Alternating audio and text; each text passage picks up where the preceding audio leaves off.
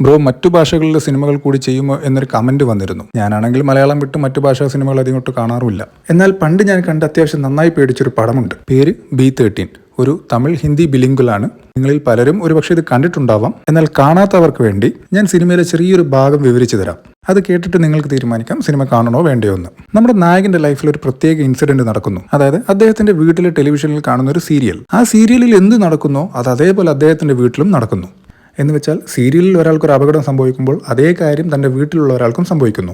അങ്ങനെ ഇത് നിരന്തരം നടന്ന് ഒരു ദിവസം നായകൻ കാണുന്നത് ഒരാൾ വന്ന് എല്ലാവരെയും ആ സീരിയലിൽ കൊല്ലുന്നതാണ്. എന്ന് വെച്ചാൽ ഇനി അടുത്തതായി ഇതേ കാര്യം തന്റെ വീട്ടിലും സംഭവിക്കും. സോ നായകൻ ആ സീരിയലിന്റെ അവസാനം കാണാൻ ശ്രമിക്കുകയാണ്. അതാവുമ്പോൾ ആരാണ് കൊന്നതെന്ന് കണ്ടുപിടിച്ച് അയാളെ പോയി ബ്ലോക്ക് ചെയ്യാലോ. അങ്ങനെ കാത്തുനിന്ന് ഒടുക്കം അയാളെ കാണിക്കുകയാണ്. അത് മറ്റാരുമല്ല, നമ്മുടെ നായകൻ തന്നെയാണ്. എന്ന് വെച്ചാൽ നായകൻ തന്നെ നായകന്റെ കുടുംബത്തെ കൊല്ലാൻ പോവുകയാണ്. സോ ഇതാണ് സംഭവം. കേട്ടിട്ട് നിങ്ങൾക്ക് ഇൻട്രസ്റ്റിംഗ് ആയി തോന്നുന്നുണ്ടെങ്കിൽ തീർച്ചയായും കണ്ടു നോക്കാം.